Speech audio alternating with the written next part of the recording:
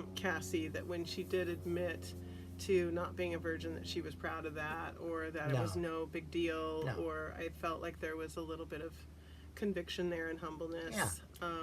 And she probably really respects Colton for being a virgin. But is Colton a virgin? Yeah.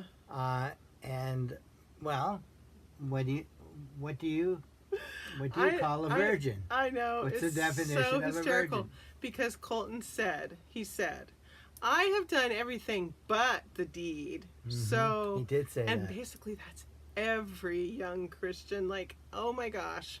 I mean, statistics are that they do everything but intercourse, because you can get pregnant with intercourse.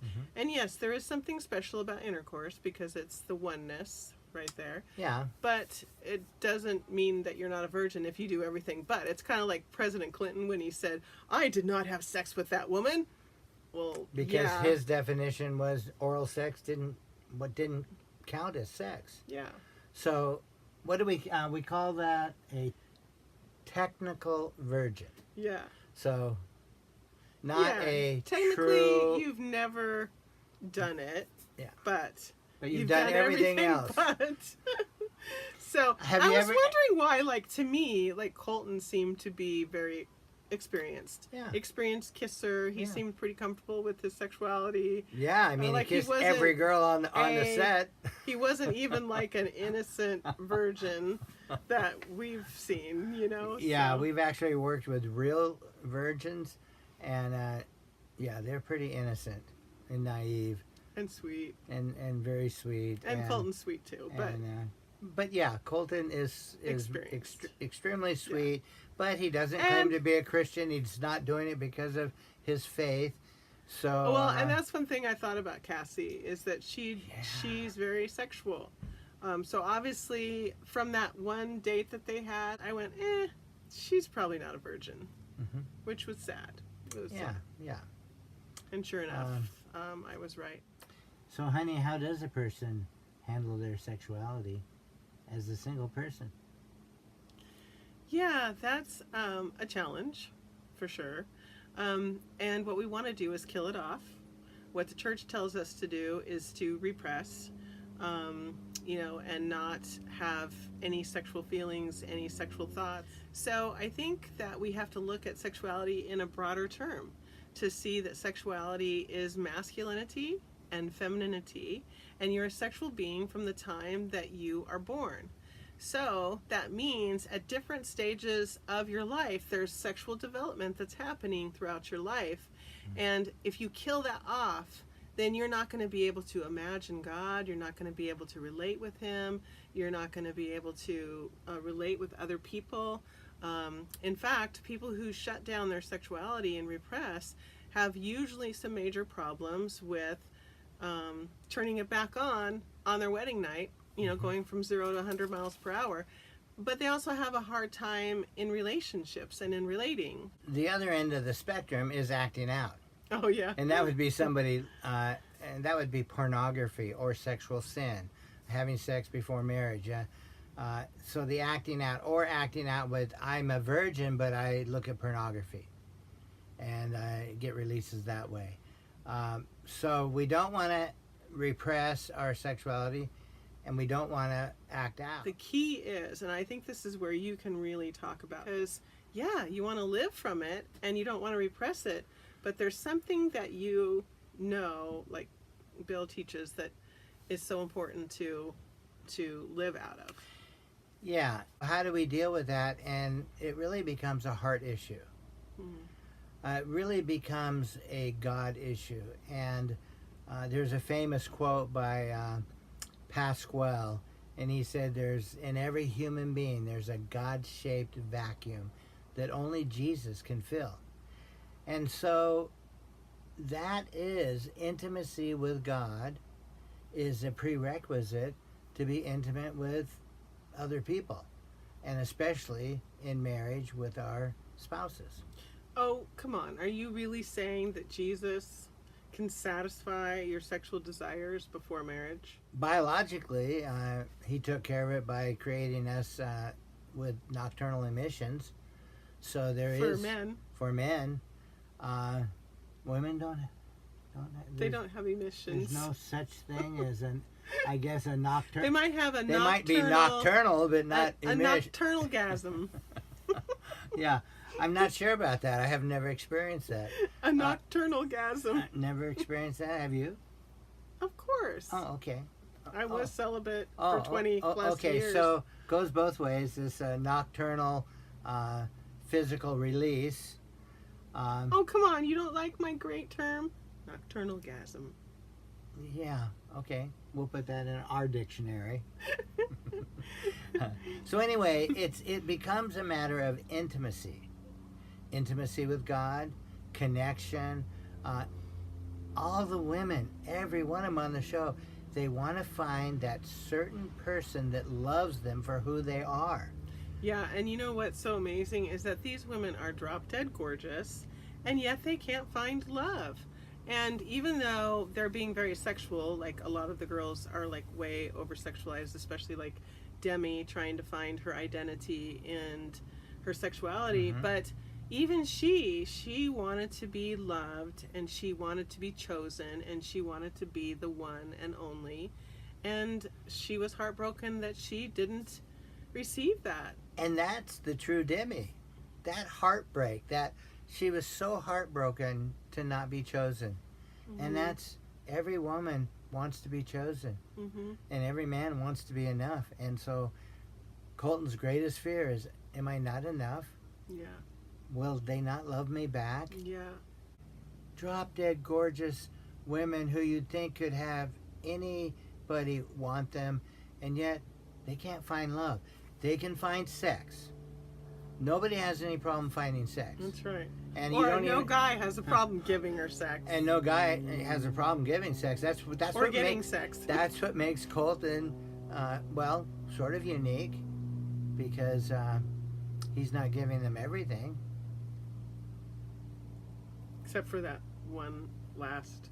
He gives them everything, but the one last thing. But he doesn't get. He's holding out for that. Well, yeah, and he says it's kind of an accident, which is kind of interesting in itself, because he pretty much had to repress his sexuality and in football and all that to be able to do that. So, yeah. So I mean, because he doesn't say it's about God. He doesn't say it's about scripture, a religious faith or anything. Yeah. So then that would mean that he was repressing. So in order not to repress, what you're saying, honey, is that it's all about having an intimate relationship with Jesus. And he fills that hole, you know, that all of us have. That's kind of warped. But that God-shaped hole. The empty space. The empty space. That only God can fill. That only God can fill. Yes, thank you, honey. And then, you know, when you get married, then physically your husband can fill that empty space sexually. Boy, I'll tell you. I don't know. Hey, I'm even embarrassed. Yeah. My mind always goes to sex. You should be embarrassed right but at this in moment. good and holy ways, right, honey? Right. Good and holy ways, yeah. Well, if you want to see Song of Solomon as Jesus and the church, he's pretty dang sexual. Yeah. Sensual. Yeah. So we don't believe that is specifically for that, but it could be. Yeah. And we certainly know that God is passionate for his people. And that passion is shown in not only the fact that he gives us the strength to actually live moral lives, but he forgives us when we fail. Yeah. We need Jesus. We need him so desperately. Like, even if you're married and you are having sex, there's still a whole bunch of things in your life that you're going to need him for, from not looking at porn, not lusting after a woman, not having an emotional affair, not eating, food, not smoking cigarettes, not having too much to drink, not working too much at your job, being a good parent, all being a good things husband. Because God is all about connection. He's all about intimacy. And the Holy Trinity is all about that connection, that intimacy, and he's our example. Yeah, needing Jesus for everything, letting him fill that space is so key. I mean, I know personally, and I know from our clients that the years that we've been doing this, that when someone spends quality time with the Lord and they're intimate with him, where they're experiencing him at a heart level, that something changes inside of you and the things of the world get really dim, and you just feel like he's satisfying you, and you don't want those things like you did before you walked into being intimate with him. So it's really powerful. He's life-changing. He's redemptive. Now, that's another thing, like Well, Cassie. that's another question. And I'm sure her dad is really concerned about the fact that No, Colton. I just have to say this really quick. Okay. No, that was really great. No, I have to say this really quick. Like when she goes to her dad and she says, "Trust me, Dad. Trust me. I know what I'm doing." Well, he just finds out that she's not a virgin. Well, it's like, well, of course I don't trust you. You had sex outside of marriage, so. Yeah, and then the dad is concerned. We have 3 daughters. The dad is concerned that Colton's not a Christian, and she's a Christian. So there's a difficulty. There's an unequally yoking between 2 people, and that just adds a lot more difficulty between people in relationships. So I know the world is going to say, "Well, that's stupid," but you know, if you love Jesus Christ and someone else doesn't love Jesus Christ, that's a pretty big chasm Yes. or vacuum to have to deal with. Well, it's a big part of your life that you're not able to share with your spouse, and it's very heartbreaking. So that's probably why her dad is so flew all the way to Peru. so concerned. And you know, you can't really talk, and he might have talked about it and they just don't show it, because it's a secular program, but yeah, who knows what he's really concerned about. So is Cassie playing with Colton's heart? Sure seems like it. Yeah. I mean, not intentionally. Of course, she's not a mean person or anything like that, but she does not know the power of her touch. She does not know the power of sexuality to a man's heart and his soul, that when you touch him, he's going to think there's commitment involved and that you love him.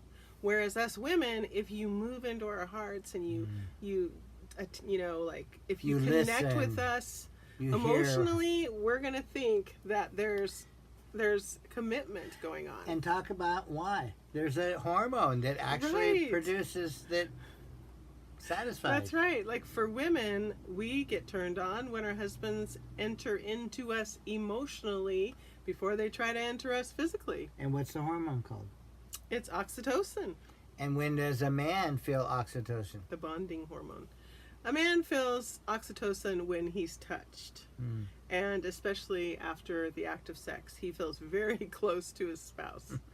And she feels very close before sex. So it's interesting that how God has created us.